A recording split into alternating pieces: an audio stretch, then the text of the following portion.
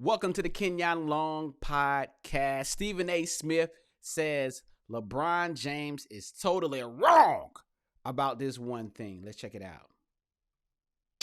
And uninterrupted. Check this out. My first year in Miami, we had a big three. And everyone said it's a super team this, super team that.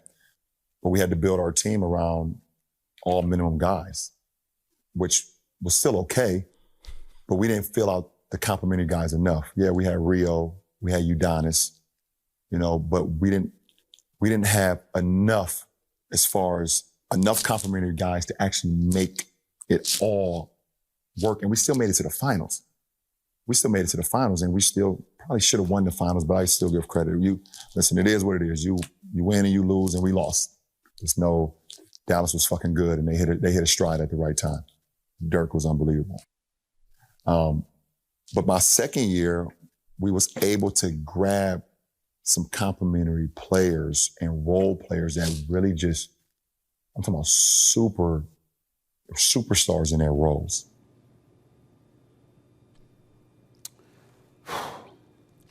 LeBron James.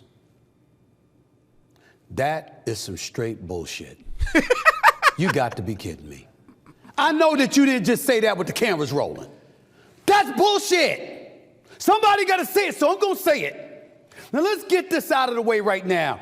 Put up the roster that LeBron is alluding to. LeBron is telling the truth, ladies and gentlemen. Howard, Joel Big Anthony, Z, Carlos Arroyo, Mike Bibby, Mario Chalmers. By the way, Mario Chalmers could play. Eric Dampier, Udonis Haslem. Udonis Haslem was younger considerably at that particular moment in time. House? He wasn't some has-been, okay? Eddie House could shoot. Juwan Howard, Zadrunas Ilgauskas, James Jones, Jamal Maglio, Mike Miller, Dexter Pittman. I don't know why Jerry Stackhouse was on there. He's only there for a month. He wasn't on the roster in the NBA Finals. LeBron, you want to make the argument about your roster. I totally understand. But you see, this is why I respect the man. I revere the man. He's number 2 on the Mount Rushmore all time. No. He ain't the GOAT. This is the reason why. I hope you're listening, Shay. I hope you're listening, Shannon Sharp, who likes to call LeBron James GOAT James. Oh, I want to see what your response is to that sound. Because let me tell you something right now, ladies and gentlemen. Let me give you a taste of history. That roster that LeBron James is alluding to, he makes valid points. He's not wrong about the roster. My point is, what the hell does that have to do with you, LeBron? What does that have to do with you? Now, why would Stephen A. ask such a question? Albeit rhetorically. Here's why. Ladies and gentlemen, if you remember in 2011, LeBron James and the Miami Heat, with that roster, were up 2-1 on the Dallas Mavericks before losing 3 straight. Do you know that LeBron James in Game 4 scored 0 points in the fourth quarter?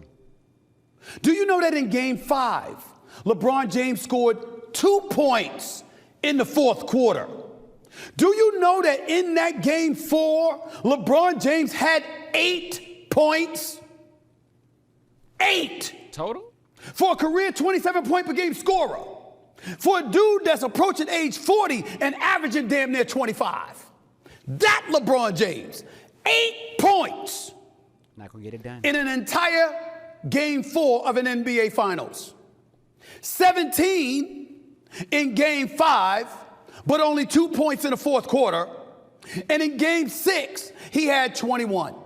Significantly and precipitously lower than his average. Not precipitous. This wasn't about the roster. You didn't lose to the Miami Heat because of your roster. You lost to the Miami Heat because of you. Because you weren't who you are. The LeBron James that ultimately learned to become a champion. The LeBron James whose resume elevated and changed forevermore. Who showed us that he could be a champion. Who reminded us again by winning back-to-back championships. Who ultimately years later overcame a 3-1 deficit and beat the Golden State Warriors in the NBA Finals. You weren't that dude in 2011. I don't give a damn about no roster. You had D. Wade. You had Chris Bosh. You had the Haslems and the Eddie Houses and the Mike Millers of the world. You had a 2-1 lead in the NBA Finals. And guarded by everybody from Jason Kidd to Deshaun Stevenson to J.J. Barea to Jason Terry There was an APB out for you in the fourth quarter. All right, cool. So that's Stephen A, man, talking about LeBron James was wrong about his roster, man. I mean, you guys let me know. I mean, we all know the Dallas Mavericks, and Dirk dropped it on that ass. Dirk was stroking it back then, and I think is that when they said LeBron said he cried in the locker room? I can't remember. I thought he said he was crying because the Mavericks came back and just dog walked that ass. You know what I mean? Like they just took him to the dog. They took him to Bark Park. They took the Heat to Bark Park. Dirk did. Dirk's like, you bitches, y'all go ahead and do your thing. I'll be over here. That's what Dirk said when he with that Dirk, and they went on, and they're just like, yo, LeBron can't get it done, and he learned from that, right? He definitely learned from that. So, but Stephen A, I mean, hey, he's only one man, you know what I mean? But you got to get it done. Like, you can't have no quarters with no points. I will say that. You can't have no quarters where you just got 4 points. I'm with you on that, but, I mean, you win some, you lose some, man. But, the Mavericks, they were just destined. Like, you ever seen, like, a couple in high school and y'all know, like, you go up here just talking to different girls, girls just talking to different, whatever, right? You got a girlfriend, you lose her in 9th grade, you get another one in 10th grade, you got another one in 11th grade, whatever, right? But you seen this couple, they got together in 9th grade. And you's like, and they were still together a senior year. And then you thinking like, oh, okay, yeah, they gonna get married. Like, that's the couple, they gonna get married. Shouts out to Dame Litter. He did that. And then now he's not doing that. You know what I'm saying? He like, ain't nothing to cut that bitch off. Look, that's what the Mavericks was. All right, they was destined for greatness. Dirk was out there. That's why he's the statue in Dallas, man. They was destined. They dog walked that ass. And I couldn't believe it. Couldn't believe it, man. But they did it. All right, when it comes to Mike Tyson and Jake Paul, we got an update on the rules here. It is 16-ounce gloves, 2-minute rounds. What the fuck? 2-minute rounds? What is this? This is what I'm telling you. No official judges, no winner unless knockout. And each fighter must pass an EEG and an EKG test to make sure that heart rate is up to snuff. First of all, there's some big ass gloves. Second of all, 2-minute rounds. See, this is how they get y'all, man. Jake Paul, I don't know if you a part of this, but this is how Jake Paul get your ass. This is it. Now, back in the day, y'all, Tyson used to get us. Now, I was broke. My family was broke, so we could never afford HBO. And, so I could only, I've told the story. I could only hear about what y'all tell me in school next day about the Tyson fight. My friends down the street had it. They had HBO and they watched it.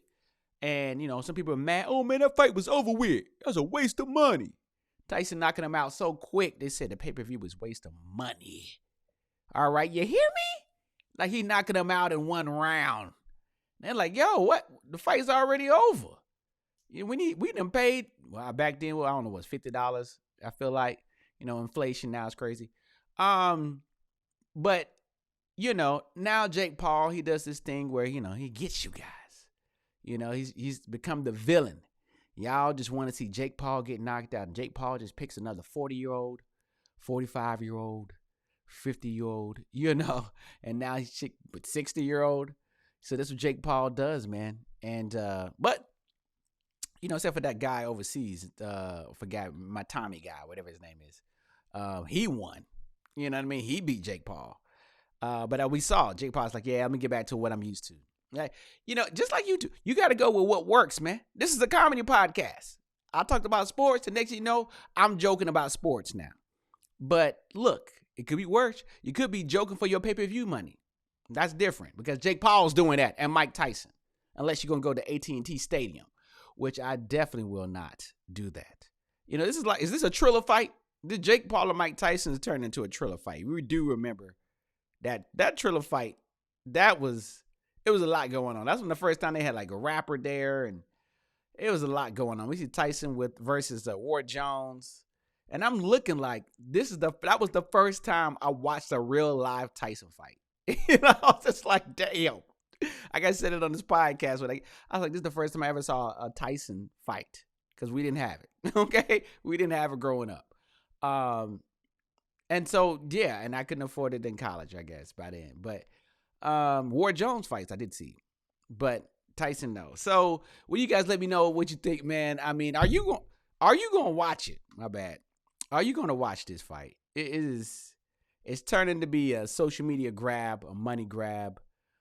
Tyson, look, the workouts, whatever, look great. I get it. I can't do that. I've never trained for boxing. Maybe I need to start, but I can't do that. But at the same time, it's like, oh, here we go. You know what I mean? Here come the bullshit. I should be like Stephen A. This Jake Paul and Mike Tyson. This is some absolutely bullshit. You know, yeah, man, I don't know. You could just miss me with that. It's going to be in the summertime. I'm going to be out here moving out in these streets. I could be anywhere. I could be producing a show. I haven't watched the last Jake Paul fight. I don't have time for it. I'll watch it on YouTube. Like immediately that night, I could be wherever city. I'll just put it up on YouTube. Somebody's going to have it for a good, 24 hours and see the fight. Let me know that you're going to buy it. Because look, we already know that it wasn't going to be for like a title or nothing like that. It wasn't going to be scored, but like, damn. You know what I mean? I don't know. No winner, less knockout. But it's like, okay, what's to say that you told Jake, oh, yo, don't knock me out? What's to say that? And Mike Tyson said he going to knock him out. But you going to knock him out in 2 minutes? Like Mike Tyson, you and Ward Jones, you had to tell Roy Jones to stop hitting you so hard. He couldn't knock you out either. And I just like, whoa. And he was stunning him a little bit. So man, I could watch, I could play Call of Duty. I'm just sorry. I'm just going to be honest with you.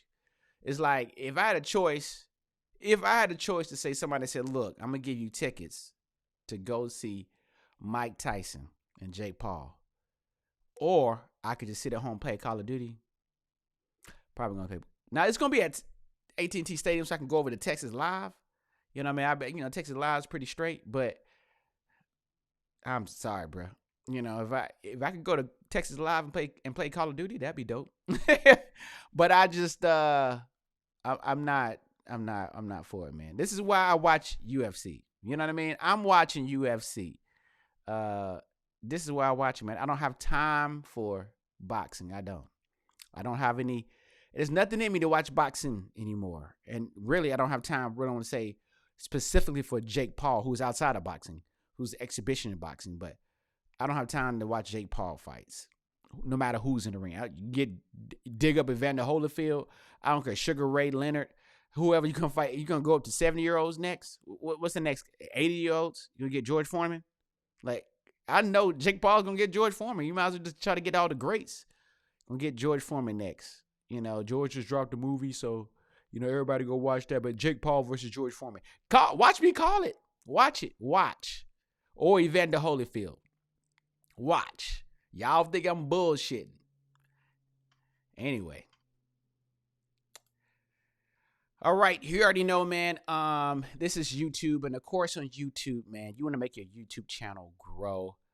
We just crossed over 125,000 views on YouTube, man. So all you got to do is go to vidIQ. vidIQ, man, helps your channel grow, and yeah, man, that's a dope. Hit up vidIQ, promo code Kenyon Long. And I'll drop that in the comments, man. Also, special announcement. My hip-hop comedy short film, Dick Control, is out there on YouTube. We're back. Speaking of YouTube, we're back on YouTube, man. I play Cuddy, the rapper's friend, the hood rapper's friend. And we are back on YouTube, man. We are almost at 10,000 views, man. We shot this movie in the pandemic. It's a short film. And now we're back on YouTube. Of course, I'm probably going to have a screening virtually online And hopefully I can do it on YouTube as well. I'll drop it live. I'll talk to the director about that. I might just do it and not even ask her.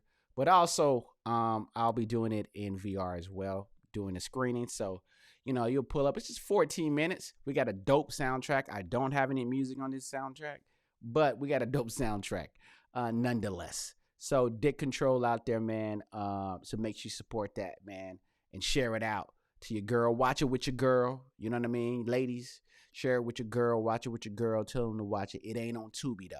We on the tube, YouTube. Question: should J. Cole diss Drake? Question: should J. Cole diss Kendrick Lamar?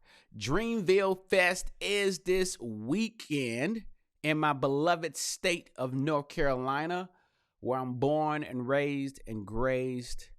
And excited about that. My last city that I lived in full time was Raleigh. And this is the lineup, man. You already know you can watch I'm like knocking my mic. You can always watch Dreamville Festival online. You can do to Twitch. I believe they're on Twitch as well, live. And they will also be on Amazon Prime, hopefully. I think usually it's like that. What I didn't know is that for Dreamville Fest, when it's online, my dumb ass, it was like raining last year. So my dumb ass was like, oh, cool, I'm going to watch the first day. I watched the first day, and then the second day, I was doing something on that Sunday or something. And I was like, oh, you know what? I'll watch it on demand on Monday. Man, my black ass came back to Amazon Prime on Monday. I clicked on Dreamville, and that joint was live has ended. I was like, what the hell? I'm paying for Prime, man. It's not like he puts it out. You know what I mean? Need that on demand. So here's the lineup for Dreamville Fest. 50 Cent just got added. So one of my favorite artists, SZA, she's gonna be there, man. And I love it. For me, it's just a dream to always have people like these artists come to North Carolina, because we had people come to Greensboro, and I guess Raleigh had some concerts, definitely. So, but it's in Charlotte, right? That's where I go. Greensboro, Charlotte, or Raleigh. That's it. So, but it's still hard to get big artists to come to North Carolina a lot, but it has improved over the years. So we got Jid, love Jid, we're Dreamville artists. Lil Yachty, Schoolboy Q, love Schoolboy Q, Sexy Red. Jeremiah, Earth Gang, of course, Tizo Touchdown, Amare, Loot, love Loot, man. I remember being a young rapper and in North Carolina, and my song was on the radio on 4 radio stations. And so I remember I was reading XXL about this kid that was from Charlotte, but he was on the outskirts of Charlotte, actually, of course. So he was from a different city outside of Charlotte. But of course they just put Charlotte, but he said where he was from. But I forgot. And I was like, what? And so, man, he hasn't been doing it longer than me, but he's been doing it a long time, to where I remember that article. I was just like, when I used to read XXL. So Loot, love Tyler, Domani, T.I.'s son. And then J. Cole comes in on Sunday as the headliner, of course. Nicki Minaj is coming as a co-headliner. Rima, we got Jeezy, all right, Snowman, that's what I'm talking about. Damn, Monica, Ray Shremmerd, Key Glock, love Key Glock, Ray Shremmerd, of course. The other man, I don't know about Rima. Boss, love Boss, man. I don't know who Hunch XO is. Kaz, love Kaz from LA. And I went to this thrift store, which I need to go to, and they was like, yeah, Kaz was just here. I was like, Kaz?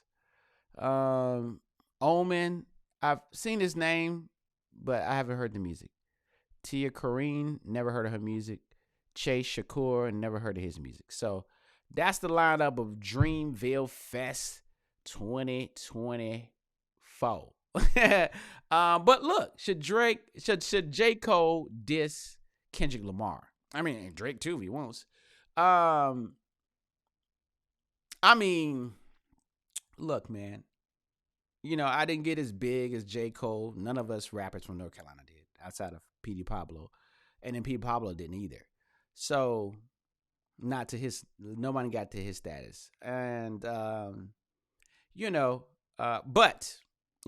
as a super lyrical street rapper, I will say, if it was me, we take no disrespect from North Carolina. You know what I mean? And I support North Carolina artists, but we take no disrespect. So I just think I'm putting you on the Summer Jam screen. You know what I mean? I'm putting you. And look, it's all Kendrick and J. Cole. I guess they could still be cool. I don't know. You know what I mean? You know how rappers are. I guess they still could be cool. I don't know. But it's all fun and games. It's not like Prodigy, Mobb Deep, and Jay-Z, right? But yes, I'm gonna give you a verse at my festival. I am, and matter. I don't know. I mean, you could go two ways. You could either drop a verse, because maybe you don't need a whole song. Now if you want the song to go crazy, because he didn't call his name out, so you can't really go hard to drop a whole song. Does he need to drop a whole song? Or could he just do a verse? He could talk shit in the beginning, right? Oh, y'all nigga, you already know. Talk shit for a little bit. And then just say it's a freestyle, but he already wrote it. And then but drop a crazy beat on it. And then just freestyle it. You could do it a cappella. You could. But it's more impactful if you drop the beat, because people think it's a real song. And then they're gonna search for it tomorrow, the next day. And J. Cole don't have to worry about streaming. So there's a couple of ways you could play it. I think J. Cole should drop a verse. That's it. It's a fun verse. It's a fun Kendrick diss. You know what I mean? Just to send a little shot. It's a light jab. You know what I mean? Send a little light jab out there. Just a little light jab. You know what I mean? Just a little light jab, like you're wearing 16-ounce gloves. Just a little light jab, just to let Kendrick know. All right, this is my festival here.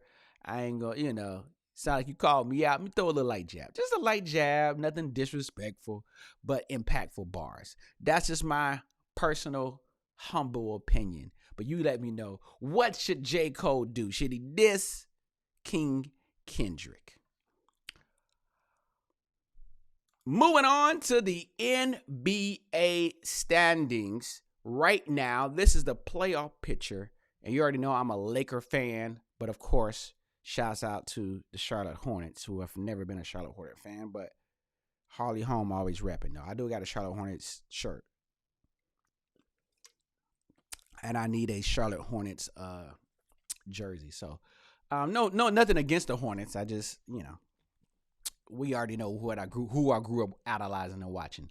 All right, so right now, if the playoffs started now, the playoff picture right here, the play-in tournament starts April 16th through the 19th. Shouldn't the play-in?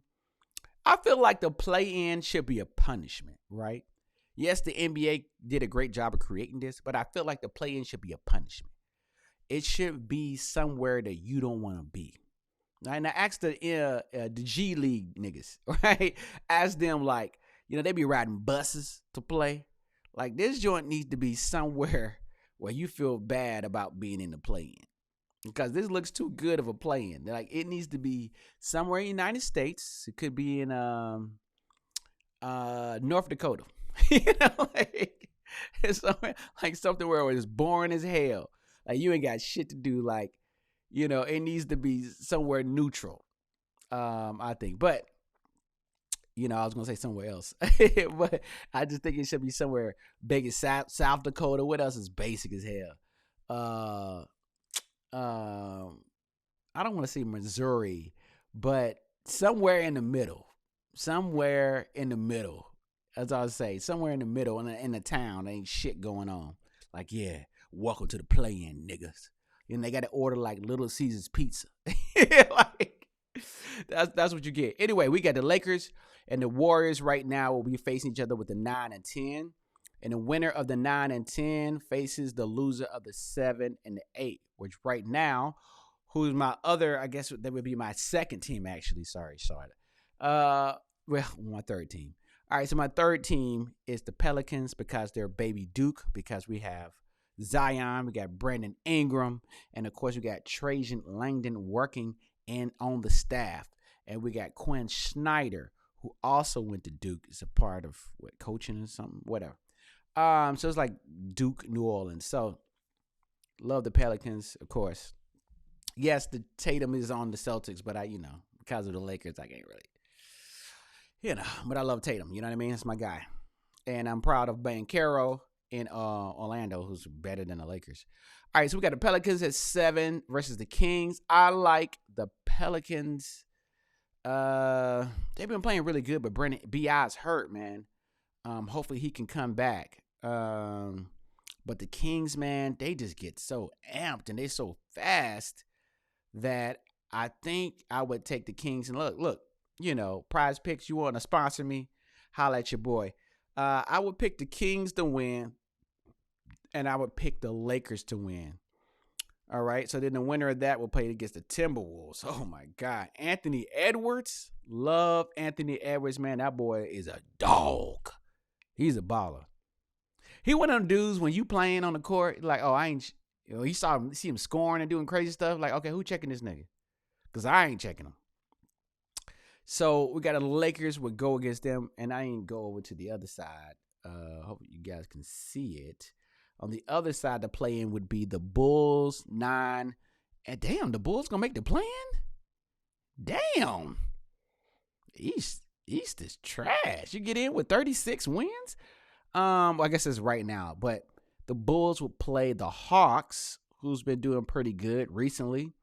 And then we have the 7 and 8, the Heat versus the 76ers. Embiid has come back as the other night. And, he's looking decent, but he's got to warm up. That's why they rolled his ass up out of there. I think I can ready to play. That's my Embiid. I got a good Embiid. I really think I had to come back because he kind of like talks around himself. You can tell English is a second language. I'm picking 76ers to beat the Heat. And I'm picking the Hawks to beat the Bulls. Then the winner of the 76ers Heat. So the 76ers will play the Bucks. And the Hawks would play. Actually, they would play each other first, right? So the Hawks would play these guys. So Hawks will play the 76ers. Oh, the loser plays them. So the loser, my bad. The loser, the Bulls, will play against the Heat. And I got the 76ers winning, and they would play the Bucks. And we have the Hawks. They would play against the Celtics. And that'd be a wrap for them. That'd be a wrap for the Hawks. So against the Bulls and the Heat, I'd pick the Heat to win. And that would be going here. So then, winner, loser, 7-8. Okay, let's get back over here. So then we have the Lakers playing the Timberwolves. Ooh, that's tough. That's tough. And then we have the Kings playing against the Nuggets, right? And then you'd have the losers. The Pelicans, 7-8 loser. Pelicans going against the Warriors. All right. Wait a minute. No. Oh, the loser. So the loser pays against the winner. I just thought about that. The Pelicans will play against the Lakers. Oh, God. Pelicans will play the Lakers. Wow. Yeah, I don't know, bro. I mean, I guess the Lakers can get it. You know what I mean? So I think the Lakers would beat the Pelicans, both my teams, and then the Lakers would go against the Timberwolves. That's what it would be. And then this would be the Hawks going against the 76ers. So it's Hawks versus 76ers. And the 76ers would win and go against the Celtics and lose. Okay. And then the Hawks versus the Heat. My bad. Hawks versus the Heat. I'm learning like you learning. Hawks versus the Heat. And then the Heat may win and play the Celtics. The 76ers play the Bucks and lose. Well, nope, they're playing pretty bad. I don't know. That could be a push. So now we know how that works. 76ers could win or lose against the Bucks. It just depends how much Joel Embiid is cooking. You know what I mean?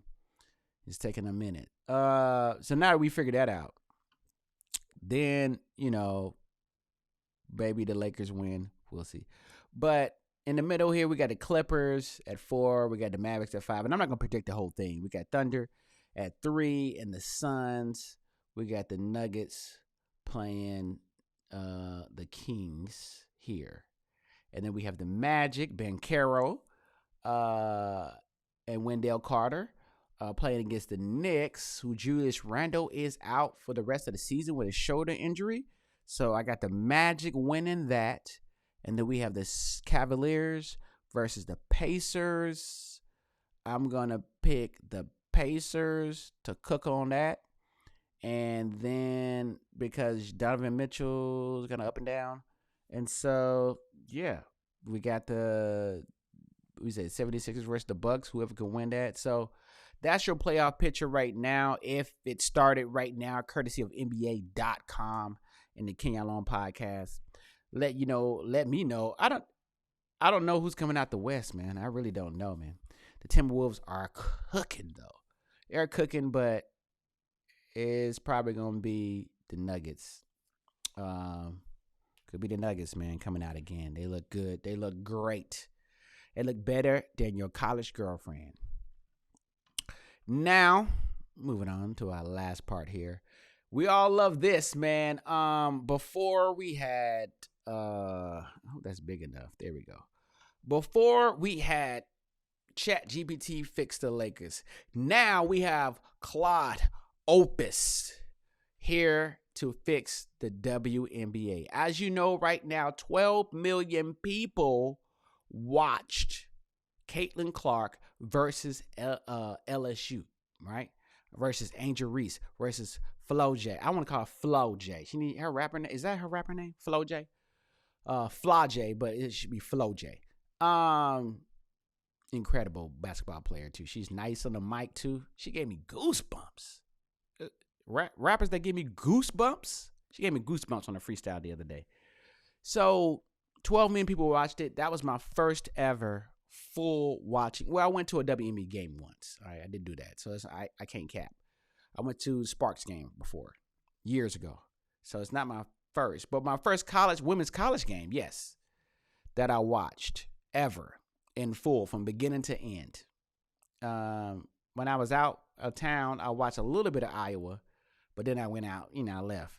But I watched this game from the beginning to the end. It was great. And now the WNBA is getting a little light on them. So, we know the problem with the WNBA is a couple of things. The season's too short. They don't have enough money. The NBA is paying for them, floating them for the past, I don't know how many years, how many decades. And so, the controversy is there's not enough ticket sales throughout every team. Not enough money being generated, not enough sponsorships, not enough dollars, not enough platforms. And so guess what? In the age of AI, we have Claude Opus to help fix the WNBA. All right. Now we know Angel Reese just announced that she's going to the WNBA. And Caitlin Clark already announced that she's going to WNBA. So this is the time for the WNBA to make some moves. All right. They need to fix a couple of things. Y'all got plenty of stars, but now y'all got some big stars coming, some more big stars coming. So they already got built-in fans. So you got to take advantage. So there's a bunch of stuff the NBA could do that I could tell them to do, what WNBA could do. We've already said a couple of things, right? Raise your standards, lower the rim. All right. All right. So let's go. I just made up a quick prompt for Claude Opus, which is the Anthropic AI, not ANI. And I just typed some stuff that I thought that would fix the league. I don't even know if this is a good prompt or not. With superstar players like Caitlin Clark and Angel Reese coming to the WNBA, how would you fix the WNBA to generate enough money for the league to be profitable on its own without the help of the NBA? 12 million people watch LSU, Angel Reese, versus Iowa, Caitlin Clark, game in NCAA Elite 8 the other day. Your job is to increase revenue and marketability. That would generate more TV deals and other platforms that stream games as well as sponsors. Both players already have over 1 million followers on social media. I don't even know if that's true or not. Both players are already make millions of dollars in NIL money in college. All right. That's the prompt. I just made it up quick because, you know what I mean? I wasn't trying to like do excellent prompt, but let's just see. Let's just see what Mr. or Mrs. or It's Claude Opus does to fix the WNBA. To increase the revenue and marketability for the WNBA, especially within their rival superstars like Caitlin Clark and Angel Reese, here are some strategies that could be implemented. Leverage social media. Encourage players to actively engage. That's weak. There are large social media platforms sharing behind-the-scenes content, personal stories, and promoting upcoming games. This will help build a stronger connection between fans and players, increasing the interest in the league. Improve TV deals and streaming platforms. Negotiate better TV deals with major networks and expand in partnerships with streaming platforms to make games more accessible to fans. Offer exclusive content, such as player interviews and documentaries, to attract more viewers. Attract more sponsors. Reach out to brands that align with the values of the WNBA and its players. Highlight the growing popularity of the league and its influence to the stars to secure more lucrative sports sponsorship deals. Increase marketing efforts. Invest in targeted marketing campaigns that showcase the talent and personalities of players like Clark and Reese. Collaborate with influencers, which they do that. I saw that last year. I saw like a bunch of niggas from TikTok, not me, got invited to like go. Everybody still kept doing that. They were like, "Oh yeah, I'm at the game, the WNBA game," and I just like, okay, you got paid to be there. So it's just like, yeah, they did do this. I don't know if that helped or not. And celebrities to expand the league's reach and appeal to a wider audience. Enhance the fan experience. Improve the in-game experiences by offering interactive activities, fan meet and greets. They probably already do that. And special theme events. They probably already do that. Create a loyalty program that rewards fans for their support and encourage them to attend more games. Now that is something right there, Claude Opus. A loyalty like you know, I'm from North Carolina, so like you go into use a VIC card, you know, or Food Lion card, you know what I mean? It could be any, you know, all these cards, man. So it's a loyalty program. So, you know, Claude is saying like a hole punch card. If you go to 12 WNBA games, your 13th one is free, you know? You know, hey man, that may work. Expand merchandise offerings. Develop a wide range of WNBA merchandise. They already have that, including player-specific items to capitalize on the popularity of star players. Collaborate with fashion brands to create limited edition collections that appeal to the broader audience. Yeah, I don't know that'll work. Develop a strong narrative. Create a compelling storylines around the rivalries, friendships, and personal journeys of players like Clark and Reese. This will help engage fans and media, generating more interest in the game. Possibly.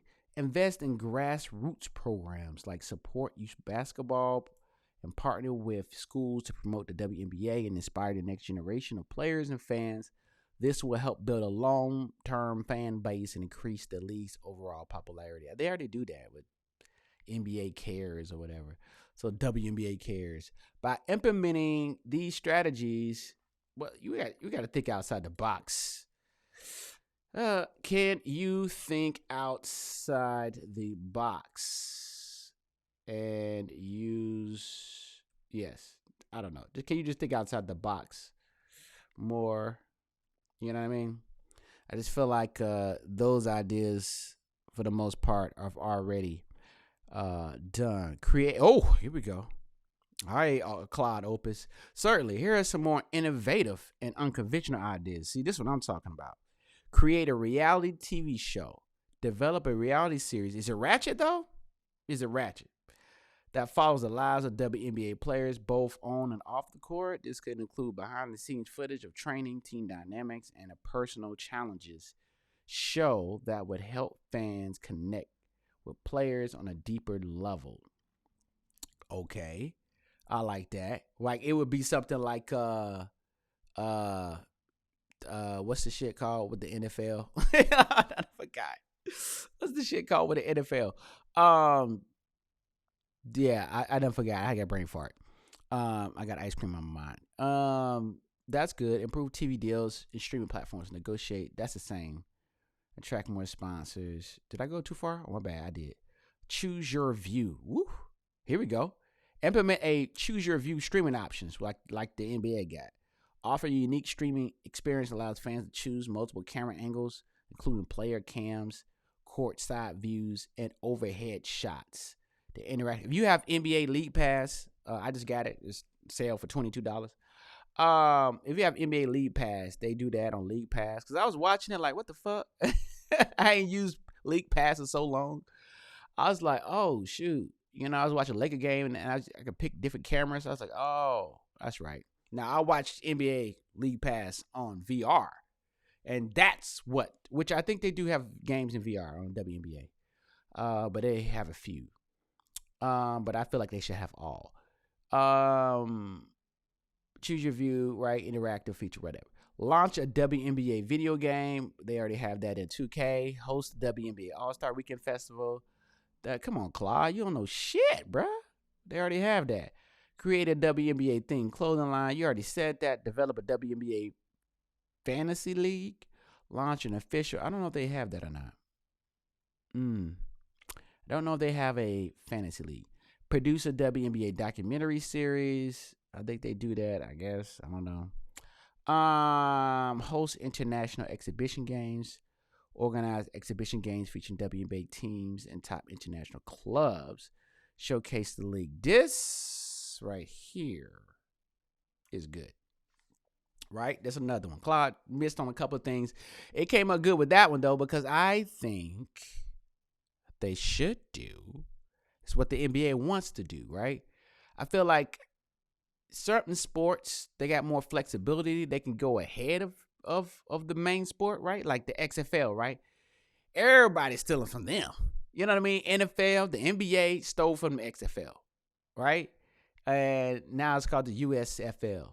Like, they was the first ones to have the referee talking towards the camera. The next thing you know, the NBA just like, oh, gotcha. Great artist still. Now the NFL taking all kinds of closer onside kickoff. So I think the WNBA should have international teams play. I don't know, in the season, somehow they got to just bring them over. Like, or they should be the one to play the international team, the championship. Now, I know the NBA's problem is the Euro League is running at the same time, but I don't know about the women. No, it's not running at the same time. You know why? Because as soon as the WNBA season is over with, they go overseas. So I think the WNBA the championship play against the champion of the Euro League, and for a world championship, I don't know what you want to call it. And then I think the WNBA should also have like a mini tournament. Look at that. I mean, look at me smarter than Claude. Like, maybe they have a mini playing game, but they going against Euro teams. And it'll be like the Euro, the world playing, what is it called? In season, right? So it'll be like the world in season championship, right? We're just thinking ahead. I'm WNBA. Holler at me. You want holler? I mean, this is what you need to do. And then in that game, you lower that damn rim to 9.5. Just 9.5, not 9. 9.5. All right? You lower that rim to 9.5. WNBA. Listen to what I'm saying here. I'm the marketer, not Claude. Lower that rim to 9.5, WNBA.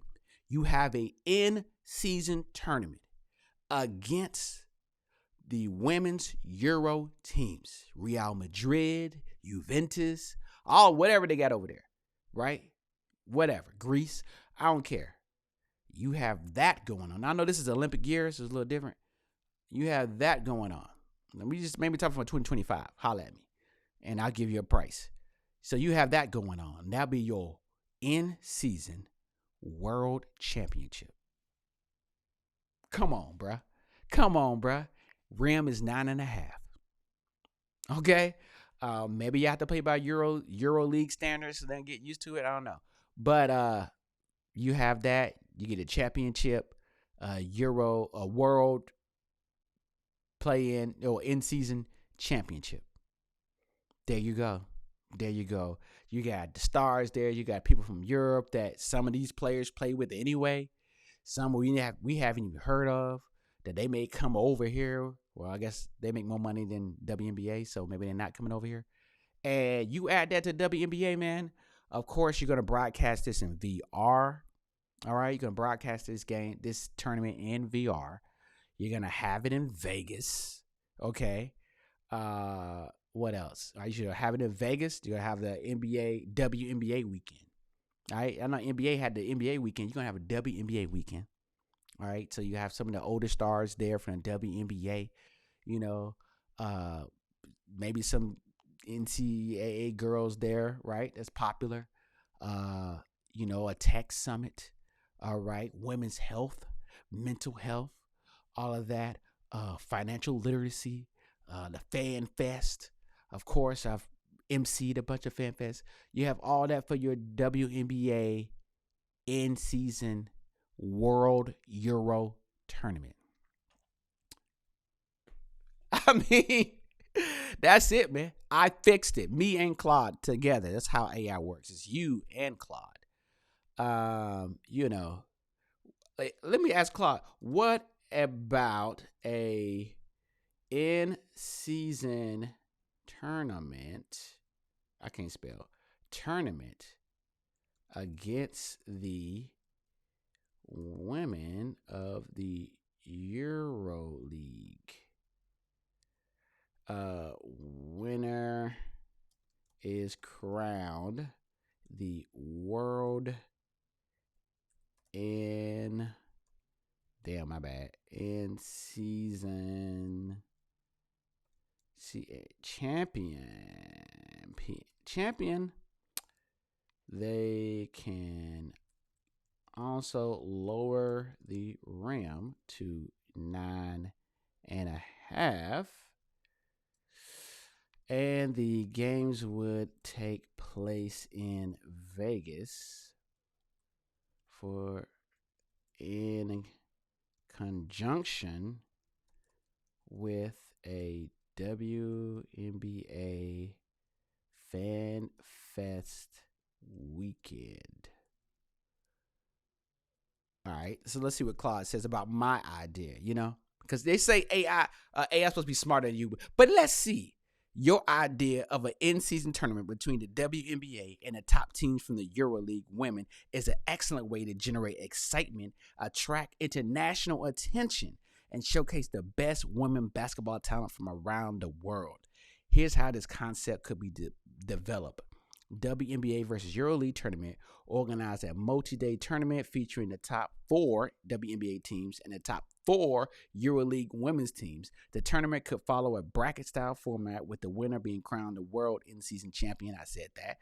This would create a thrilling competition, provide opportunity for players to test their skills against the elite international competition. Lower the rim to 9.5. Lowering the rim to 9.5 for the stand 10 could add an exciting new dynamic to the game. This change will allow for more fast-paced, above-the-rim play, highlight athleticism of the players, and potentially attract more fans who appreciate the spectacle of dunks and high-flying action. 3, WNBA Fan Fest weekend in Las Vegas hosts a tournament in conjunction with the Fan Fest in Vegas. City known for its vibrant, major events. Fan Fest could include player meet and greets, skill competition, interactive exhibitions, and live performances by popular artists. This will create a festive atmosphere and encourage fans to make the trip to Las Vegas to support their favorite teams and players. Television and streaming coverage. Secure a comprehensive television and streaming coverage of the tournament and Fan Fest events. Partner with international broadcasters to ensure global distribution and maximize viewership. Offer behind-the-scenes content, player interviews, and expert analysis. Enhance the viewing experience and engaging fans from around the world. Sponsorships and partnerships attract major sponsors and partners for the tournament and Fan Fest, including international brands looking to tap into the global women's basketball market. Offer exclusive sponsorship packages on site, activations, and branded content. Maximize revenue potential. By combining the excitement of WNBA versus EuroLeague Women's Tournament, the novelty of Lower the Rim, and a allure of Vegas Fan Fest weekend, the WNBA could create a one-of-a-kind event that generates significant buzz, attracts new fans, and showcases the incredible talent of women's basketball on a global stage. This innovative approach, thank you, Claude, could help the league increase its revenue, marketability, and international presence while providing an unforgettable experience for players and fans alike. Let me just drop the mic right there. Ain't nobody doing that on YouTube. I just fixed the WNBA. You already see what it is. This is the Kenya Alone podcast, man. It's comedy, it's sports, it's pop culture. All right, WNBA, holla at me. I'm going to be clipping this. On God, holla at me, WNBA. I'm around. I'm in LA. I'll be in New York. Holla at me, WNBA. Holla at me. I'm just telling you.